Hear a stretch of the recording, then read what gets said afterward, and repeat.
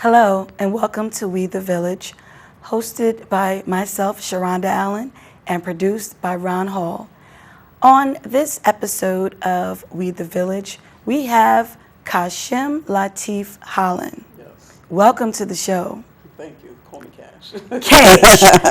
Cash. We have Cash on the show. Yes.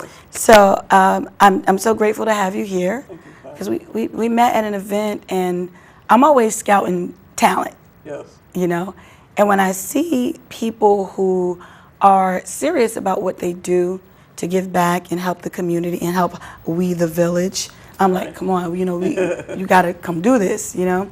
You have the tattoo on your arm. Yeah. You know, you got the lab jacket looking thing. Like, we about to do this. We're going to fix it, you know. The shoes, y'all can't see that. Oh, the shoes. Now they better stick your foot out a little bit. You're not going to see it. Shoes. This tablecloth show. Yeah. But it's okay. So I love your dedication to what you do. So before we even get into all of what you do, you know, tell me about yourself. Tell my audience who you are, what you're about. Okay. Well, pretty much me.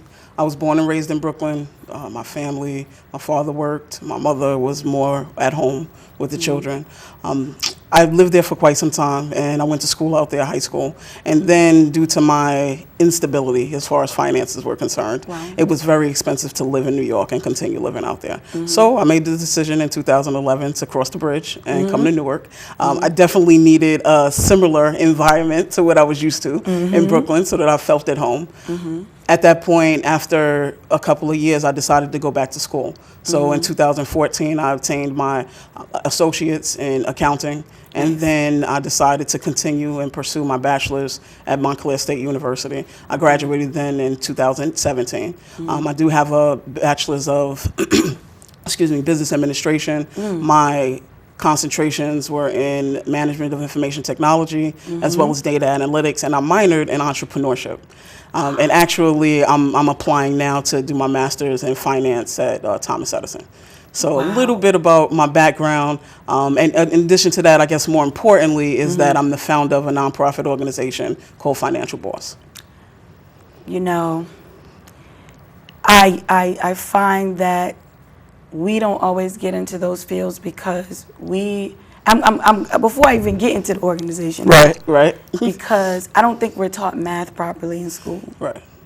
And we're not taught those fundamental life-sustaining skills because I believe that it's not meant for us to know because, you know, if the system wanted us to know these things, the system would put these things in place. Some people learn things at home. Yes. You know, but because of history. Correct. And because of, you know, maintaining a certain status quo, and because of certain people who feel that they wouldn't know it or they can't do it or like, oh, forget it, that's for those people or this isn't for us, I think we kind of stay out of those things. Right.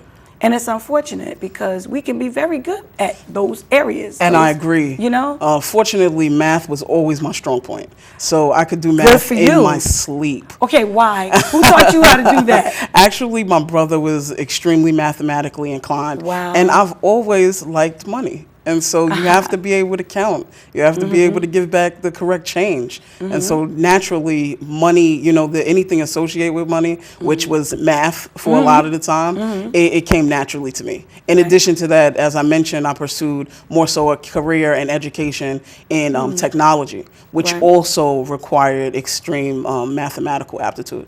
Yeah, and I think, and that's part of STEM.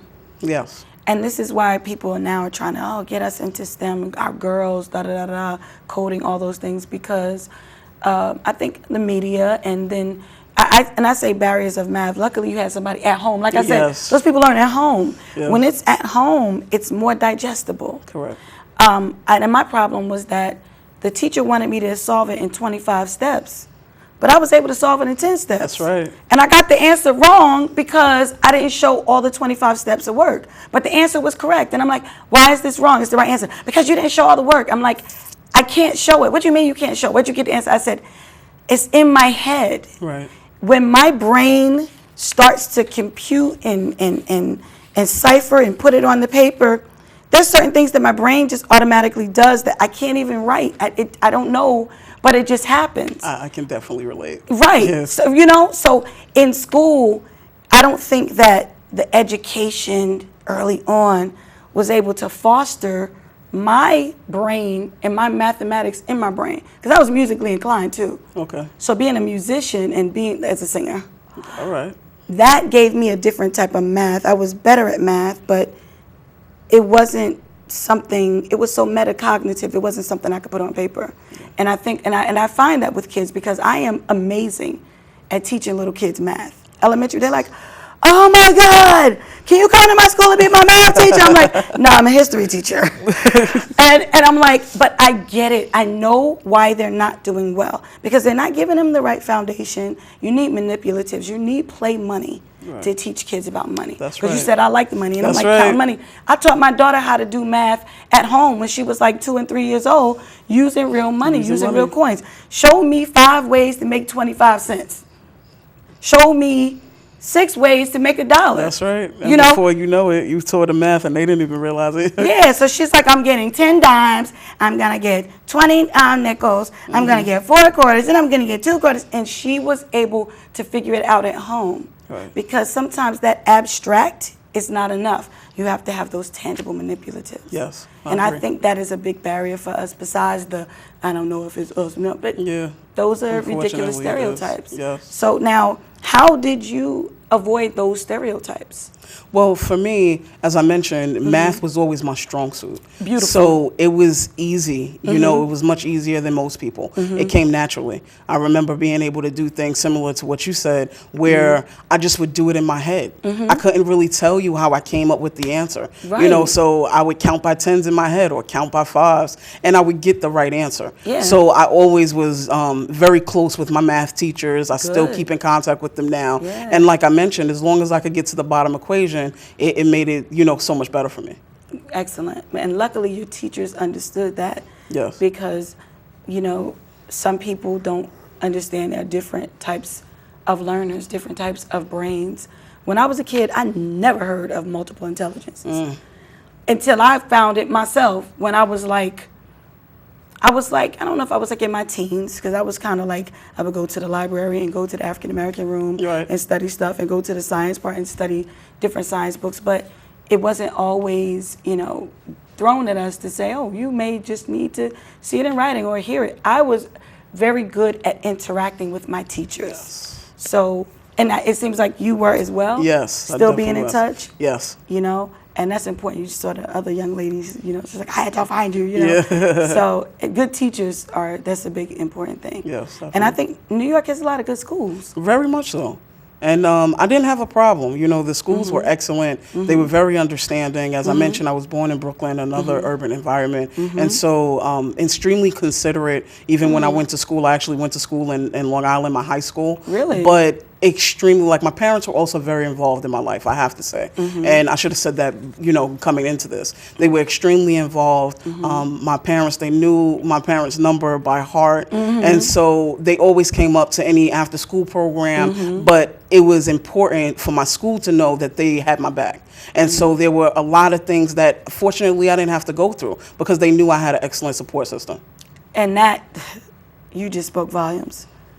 When the teachers know that the parents are there and they care, they're going to give you different treatment. Yes. I believe you should treat all kids well, because some parents may be working 3 jobs, or maybe they don't know that their presence, their cooperative presence, will make a difference in the way their child is being taught and treated. Right. So I would being from, you said, a similar environment. Yes. It may be similar demographically, but not always community-wise. No, not always. Did you, when you found that out, how shocked were you? Were you shell-shocked? Were you culturally shocked? Well, a little, but not so much, because actually, like I mentioned, like later on in school, my school was extremely diversified.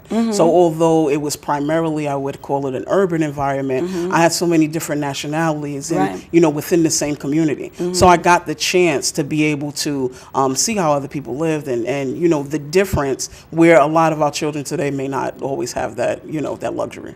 Right. So You have the tattoo, the shoes, Yes. the shirt over that.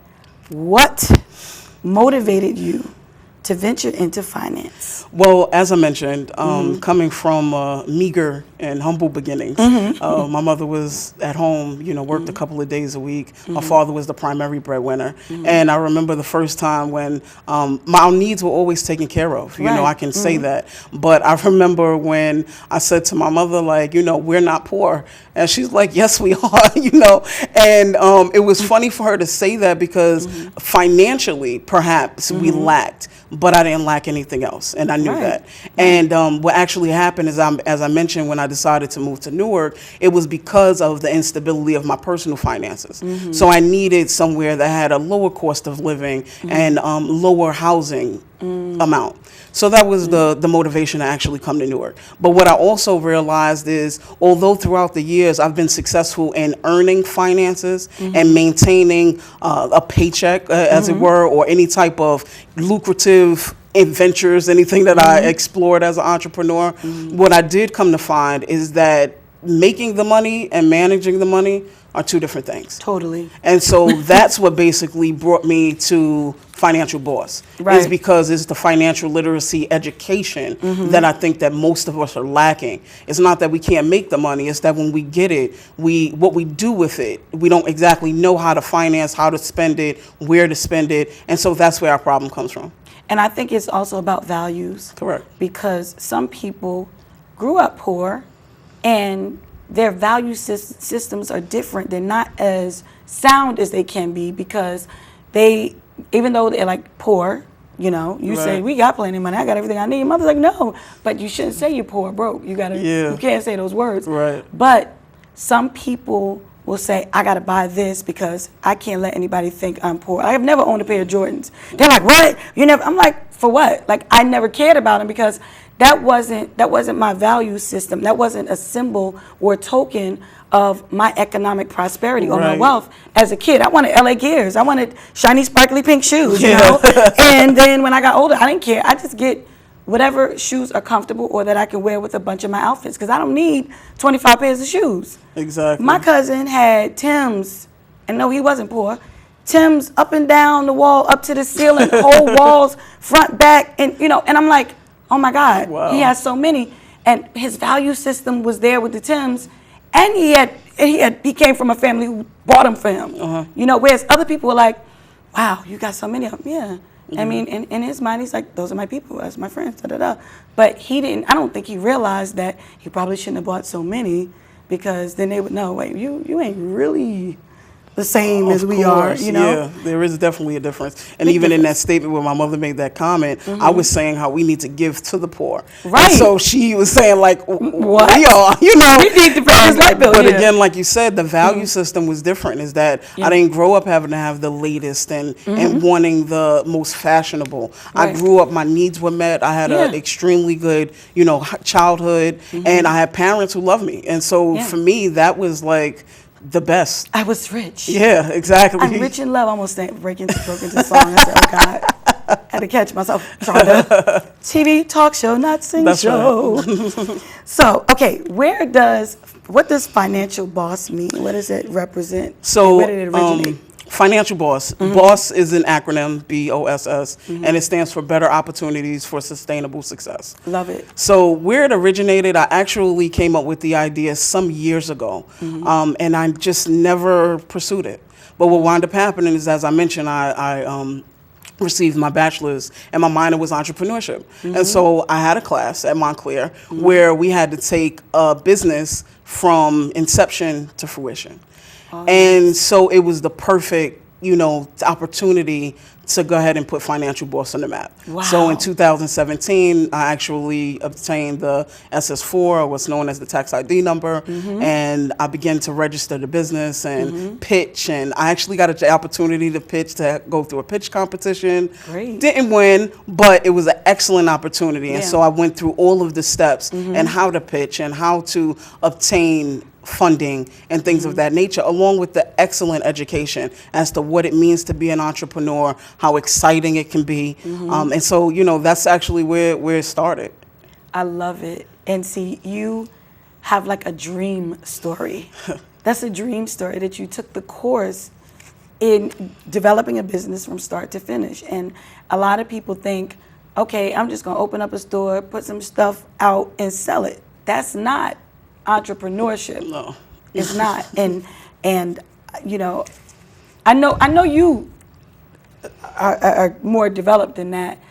So do you do that for people? As far as? Helping them start businesses from start to finish? Well, I do. Actually, it is a part of the program where we focus on entrepreneurship. And I skipped too far ahead, but I was just like, because like, everybody need that. No, it is. And I encourage it. And so that's one of the things. So with Financial Boss, it is a financial literacy program. Great. And it's for education, primarily for younger children or starting at age 5. Great. So I do have 3 different curriculums for elementary school, middle school, and high school. I started out basically educating families and adults as well. So this was like the perfect segue, right? Yeah. Because what I've realized is that with children like us, many of us just weren't taught how to do certain things. And so now our children are so much more advanced. Oh, yeah. From a young age, they can say, swipe the card, or can I have some money? And so I think that it's very important that they know how to earn it, as well as where to spend it and how to manage it. Yeah. And so what basically happened with Financial Boss is a part of this program, especially when I do more one-on-one connection, is to see where the child lies. If they're natural entrepreneurs, if they're spenders, if they're savers. And the great thing about the program of Financial Boss is that it's customizable. And so, of course, there are certain programs that I do with after-school programs that are much more structured. But we always have vocabulary. We do vision boards. There is a segment on entrepreneurship. So usually we're in like a store or something like that where they get the opportunity to sell and see what happens as a result of being your own business owner. Because I've been an entrepreneur from as long as I can remember. It's funny, your other friend, you were mentioning about Facebook, right? And so I connected with one of my childhood friends on Facebook. Oh, yeah. And she reminded me that when we were young, remember the lanyards that we used to make for keychains? Like I would make them and sell them. Oh my God. Okay. Yeah, she also reminded me that, my parents gave me money to spend and get snacks and everything, but I was allowed to go to the store and cross the street because I had money. So I would go to the store and get like the quarter waters. I'm dating myself a bit, but when they actually were a quarter, right? And I would take them back to school and sell them for 35 cents because it was the convenience charge, Exactly. So look at you. Natural. I've like been an entrepreneur, and I was in junior high school at the time. Wow. And it started as young. The lanyard started in elementary school. Wow. So I've always been. I'm like a serial entrepreneur. I love it. Yeah. Before I did Financial Boss, as I mentioned, I went to school for technology. Right. And so I actually obtained like my A+ in Network Plus certification. And I was unable to get a structured job at that particular point in time. So I wound up looking on Craigslist, and I found a gentleman who was dismantling his computer company. He had 50 laptops at the time.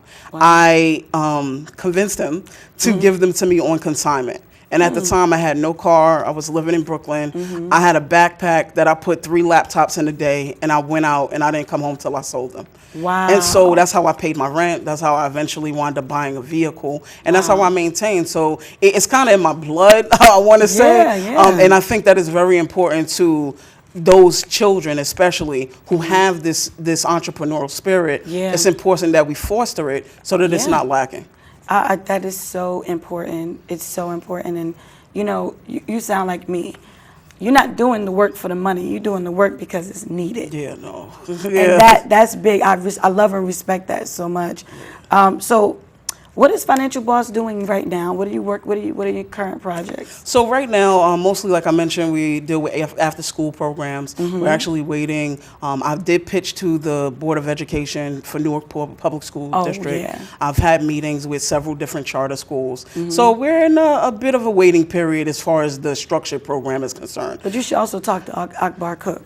Yes, and so I got the pleasure. He's one of the best principals around. Man, I got the pleasure to meet him officially at the summit where we met. Yeah. And so I am going to, he gave me his card, and I definitely am going to get in contact with him. So I've been basically just going within Newark, different school systems, charter schools. I've been doing a lot of one-on-one also.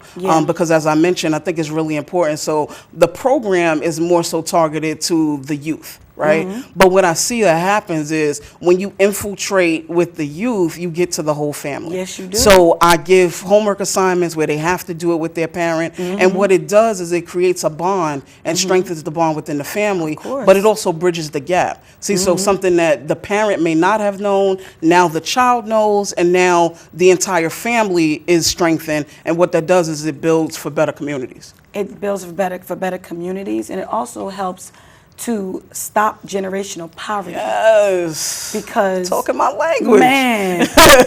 Okay, and generational misconceptions about money. Yes. You know? Yes. So I'm with you because I'm a historian. Listen. So we got to understand what has happened and what do we have to do different. That's right. You know? Because I do that kind of stuff too, especially with the health stuff. Yes. One of my boys, his sister called me and said, I'm going to come beat you up. I said, why? She said, because you got him slapping food out of my hand talking about that's why you fat. I'm like, good, it worked. That's good. right. So she's gotta like, start somewhere, you right? got to. And I had this young man, and a lot of parents too, but the one sister who was taking care of her brother, like, I'm gonna come beat you up, you know. But I knew she meant it out of love. Yeah, of course. But that's what I know. When you work with the children, yes, and they go home behaving differently, the whole family's like, what is this? And sometimes if somebody sees you can get through to the child, oh, they're going to follow you. What's she talking about? Yeah. That's right. And it's You know? really crazy, too, like you mentioned. One of the things that we unfortunately go through is that is this negative connotation with money. Yeah, so most of concepts. us, we get to the point to where we haven't really had a formal training, or we don't know how or what to use our money on, right? Yeah. So we get to where we're working, we're paying bills, we're financing things, we're spending frivolously, and we don't get the pure enjoyment. And so one of the parts of the program, which is extremely like paramount to me, is to change the view of money. Yeah. And to make sure that it has a very positive feeling. Yeah. So that when you think about it, like you feel good about it, you Yeah. want to earn it, Yeah. you want to donate to others, you want to Yeah. give back, like you want to Philanthropy. spend things, you know, you want or spend money on things. And so with me, that's extremely important because, as you mentioned, it's about our association with a lot of things. Yeah. And see, depending on our viewpoint, really depends on how we feel internally. But if we can change that, especially for our young people, you're talking about a whole nother generation. Yeah, and that historically and religiously, when somebody has told you that money is the root of all evil, and when you need money, they tell you to pray to God, but they tell you to give them their money. Listen. I mean, we have been had, Yeah. bamboozled. That's right. See, Hoodwinked. but the scripture says the love of money is the root of all evil. We got to be careful because what we love, we draw to us. That's right. This And is we true. have to love it, but we cannot be maliciously greedy about it. I agree. And that's the difference. And then, like we said, changing that relationship between our people and money. That's right. Is so important. Yes. You know, so you know, we can talk about that all the time. But what vision do you have for Financial Boss in the future? Where do you see Financial Boss? Because you're doing some beautiful things. Thank you. So we're like going toward a building. You know, I would Okay. love to see an entire educational facility. You know, it's crazy because here recently Newark has been discussing the land bank, right? And so it's something that I'm definitely involved in and interested in, I should say, because that's really what I see. I see a building where Financial Boss is able to educate the people in our community on all different and various age levels. And that's important. And you said the land bank, and I'm just kind of skeptical because, you know, when there's a land grab, you know, folks come from the highway and snatch it up, and then we back in the same place. That is true. I mean, because all that Zuckerberg money, where is it? That's true. I mean, the only thing that I can say is that you never really know. What I can say is that there have been a lot of meetings around Newark, which I've had the privilege to go and attend. Perfect, yeah. And that was one of the questions that I asked. And some other people asked about the same thing: is how do we ensure that those within the community are able to get this? And they're putting in provisions to make good. sure. So, I mean, the only thing that I'm trying to do is stay closely connected, Good. so that I could get all the information that I need, so that hopefully, you know, that comes to fruition. Perfect. So, how can others get in contact with you? So, we're on Facebook, Instagram, financialboss.org, and the website is www.financialboss.org. Right. Phone number, 862-227-2498 on all social media. Please like and share. And email, iamafinancialboss@gmail.com. That sounds amazing. Yes, yes. You know, so I wanted to wait for this question, this Sure. last one, to get the context up because, you know, what motivated you, blah, blah, blah, history. But why are you so passionate about this? Like, you know, I'm passionate about things because I know history. History is what motivates me, That's right. you know? And it seems like you're similar to that. I'm not Yeah. going to say you got the same path, but Yeah. why are you so passionate about this? Well, I guess it is similar. As I mentioned, my history, personal history. Like, I've been able to obtain money. I've been able to work for different companies and have different jobs and have different careers and multiple businesses. I actually still am involved with multiple lines of and streams of income. I guess the thing about it, though, is that I didn't have this knowledge then. And so in creating Financial Boss, one of the things that I always think about is what could I have done if I had this education when I was 5, Yeah. when I was 10, Yeah. when I was 15, when Yeah. I was 18, when I was 21, when I was 30, like, you know, I'm Yeah. stop there for y'all. Throughout all of these milestones within my life, I always struggled with financial instability from Right. poor money management, Yeah. and that was you know, inherently I'm a spender. That's just what it is. I'm a right? therapeutic shopper. Okay. Oh, So- that's a nice way of putting it, right? I'm telling you, let me tell you, it works. Yes, retail therapy is amazing. I'm telling you, it's therapy for me. And the thing about it too is that sometimes we see other people, like you said, neighbors. When we are doing well, we say, "Dad, I wish so-and-so knew." But remember when I said before the other interview, if I could go back and talk to my 10-year-old self, what would I say? Yes. I know that at 10, that was a turning point. That was the point when I said, I can go this way, I can go that way, da-da-da.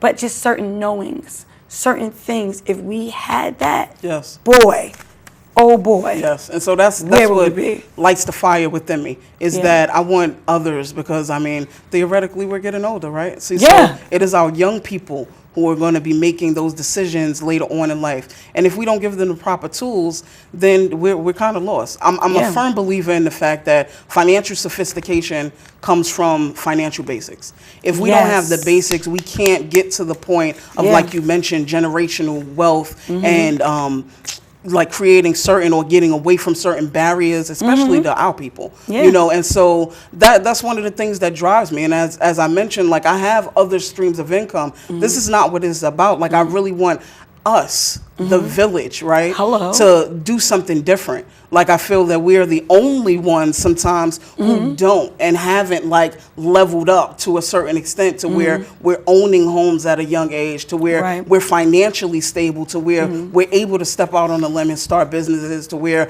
we are able to leave a legacy for our children. Right. And see that too, like, it was very important. My children are getting older. And so the fact of the matter that they're working and they need to save, and I don't want them to end up in the same situation. I don't want them to have to struggle financially. I want them to have better opportunities than I personally had. And everybody else, not just my children, but everybody's Everybody. children. All And of so us. that's why it's extremely, it burns in my heart more than anything else at this current time. So I am so grateful for you. Thank you. Cash, I want to thank you so much for coming on the show. This was great because now you're reaching my audiences too. Yes, thank you. You know, and I just want to say thank you to everyone who has tuned in to We the Village.